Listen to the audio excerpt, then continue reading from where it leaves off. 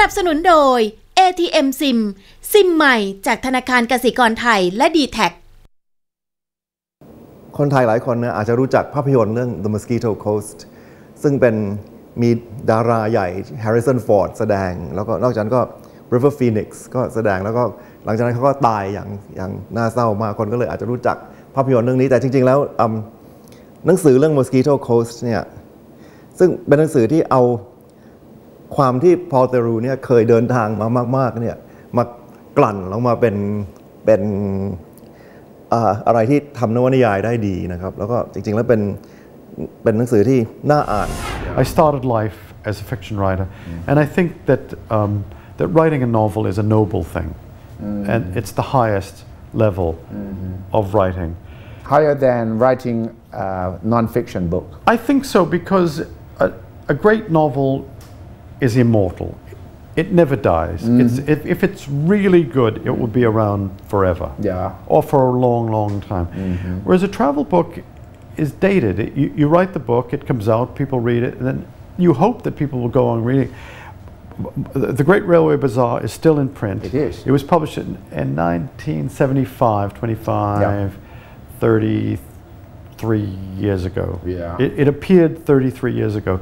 So for 33 years, people have been paying money and buying. Okay, God bless them. Yeah. So that's good, 33 years. And other books of mine that I published in the 70s and 80s are still being printed. But there'll come a time when people say, well, The Great Railway Bazaar, good book, but it's dated. It's supposed to be dated because it's supposed to bring you back to the time when the writer was writing, right? Yes, yes. So people might still read it for pleasure, I hope. But I think a novel is different. A novel is timeless. It has a timeless drama, a timeless truth, and will go on. So you prefer writing novels to? I prefer doing it, but you can't wake up in the morning and say, I'm going to write a novel. You hope, but maybe you don't have an idea. Is it more difficult to write a novel? I think so. I think because you have to sit down and find the book inside yourself. Yeah. Whereas a travel book you find by traveling, by going to a place. But as you travel, you may get novel ideas. Definitely, that's the case. Yeah. And definitely, I was in India 2 years ago. Traveling, and as I was traveling, I read a newspaper item about a woman from Germany who had been raped by an Indian, and she had him arrested. He was put in prison, and they were going to trial, and the Indian's relatives then went to the woman and began threatening the woman and saying, drop the case, you're ruining his life, drop the case. And then the woman left and went back to Germany. Then some Indians went to Germany and said to the woman, drop the case, he wants to get married, you're ruining his reputation. And they began pressuring the woman to drop the case. She didn't drop the case. I thought, this is amazing. So I was in Sri Lanka and I thought, this is really interesting. So I began writing a story based on that about an American woman in India who has a problem in India. But I had seen various things in India. I'd been to Bangalore, to an IT center, and I began to construct this story about a woman who'd had a similar problem, but someone who had had my experience in India, had seen some of the things. And I began writing this novella. Well, it appeared late last year. So you get story ideas from travel and then you restructure them to fit in with whatever you think is more imaginative. Yes, yes. Also, you see things that you can write about in a travel book, but you can't do complete justice to it in a travel book. So you know that in order to do complete justice, to make it into a drama, you include another character, or you see from 2 or 3 points of view. You can't do that with a travel book, but you can do anything. You can cut it to suit yourself. You recreate the situation, and you can introduce love, passion, desire, betrayal, lies. You can work with it, and you make something of it. That's why I think fiction is the ultimate artistic expression. So is that why you have been accused of putting fiction and fact together in your books? What happened was that I began using myself as a character, right? But writing fiction based on myself. Nothing wrong with that. No, because I think I don't have to create a character. I just say it's me. Yeah, and you use your real name too. That's right, and I say, and this happened to me, and it's a preposterous story. Right. It's all invented, and I say, but it's me. It really happened. Yeah. And people say you shouldn't do that. Right. You're playing with us. You're teasing us. That's right. Is it because you had always wanted to write your autobiography, but you were not too sure whether it was interesting enough? So you wrote a book that put yourself in it, but also add flavor, stories that you would like to be part of your life, which were not really part of your life. Partly true. First, I don't want to write my autobiography. Why not? Not interesting enough? Pretty interesting, pretty right. exciting. Why not? Because I don't want someone to review the book and say, not very interesting. I don't want a reviewer to say, your life is not interesting enough. Your life isn't interesting. I read your book about your life. I don't want someone to review my life. I don't want to submit my life for approval. So I thought, I definitely don't, I will never do it. And I don't want people to, I don't want to help anyone write my autobiography either. I'm interested in other people's biographies, but I definitely don't want someone judging my life. Okay, so you make it a novel. I would make it, yes, fictional. I would turn my life into fiction, and that's not a bad thing to do. No. That it's a very convenient way of using your life. Also, I've used aspects of my life so much that I've kind of lost track of what's true and what's fictional. But with if you write fiction, you can toy with the idea. You can actually recreate this other life and vicariously live that life. You can, in fiction, you have another chance to live a life and say, well, let's suppose I wrote The Mosquito Coast. It's a book about a man who brings his. It's set in the late 1970s when there was a fuel crisis, and I used to think, what would happen if I took my family, my children, my wife, and moved to a different country, South America, and just lived there? I had some money, buy a village, go to the people in the village and say, I want to buy your village.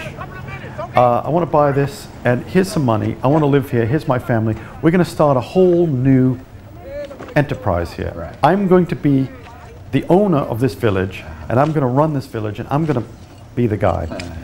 The movie, in the movie, Harrison Ford did that, right? Because the son says, Dad bought a village. He bought a town. He bought a town. So the guy. So that's quite a good thing. But I used to think that. How many more years are you going to continue writing? I hope, inshallah, they say that I'd like to go on writing. I hope that I don't repeat myself, and I have a family to support, so I have to write. I don't have a job, so I would like to go on writing. But it's a fact that writers get more boring as they get older. They repeat themselves. No, but you still travel extensively. Traveling helps. As you said, traveling gives me ideas for writing, and travel is very stimulating. So that's a helpful thing. If it is traveling, but doesn't physically you feel exhausted traveling so much? It's more difficult. Yeah. When you're younger, you can take more punishment. But I feel as if when you get older, I feel as if as an older person, I'm more patient. So if someone's making me, when I was young, I was very impatient, and I wanted things to happen. I wanted to get married fast. I wanted to have children. I wanted a job. I wanted to make some money. I wanted to make $1 million. I thought, why isn't this happening to me? I want this to happen fast. When I was in my 20s, in my 30s too, but now I'm in my 60s. I'm less more relaxed. Impatient. Take things more calmly these days, right? And I think what's the hurry is what I think these days. That's right. What's the hurry? But you have passion for train travel more than flying. Why? It's not so much the train, it's traveling on the ground. Because it's the places in between. A flight goes from one big place to another big place, but everything in between is interesting. And if you travel on the ground, by road, by train, by bus, whatever it is, you see what lies in between. Between here and Siem Reap, there's a lot. There's all of eastern Thailand. Then there's a border. You walk across the border. Then you realize, there's no paved roads. I'm in Cambodia now. Right. There's potholes in the roads. Yeah. There's rice fields, but the houses are kind of falling down. Then you see a light and you say, what are those people doing? Oh, they're catching crickets and they're eating them. And you think, but if you fly to Siem Reap, no, you don't see how people live. And you don't see that there's quite a big difference between life in Thailand, then there's a border, and life in Cambodia. And you see that you walk across the border into a different world. And there's an abrupt change. But traveling by plane, you're going from one urban area to another, and it's misleading. You travel so much, including flying. Have the recent restrictions on security bother you? Through airports and all this? I think that restrictions actually hinder everyone. Yeah. But it's no fun. I mean, no one ever said travel is fun. No? Travel is an experience. Travel isn't, no. For a travel writer, saying travel is no fun? Most of travel is nuisance or delay. It's not fun.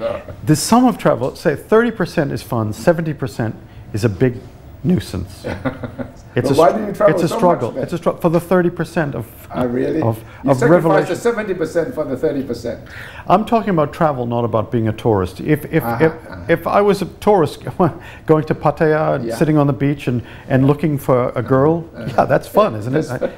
But I'm a travel writer. I'm looking for a different kind of experience. I'm not chasing girls, so it's different. It's not. I'm not a tourist. No, not really. No, right. One time in Holland, I was on a bicycle and I was riding, and I said to a man, "Which way is the library?" And he said, "It's down there. You're Paul Theroux, aren't you?" Yeah.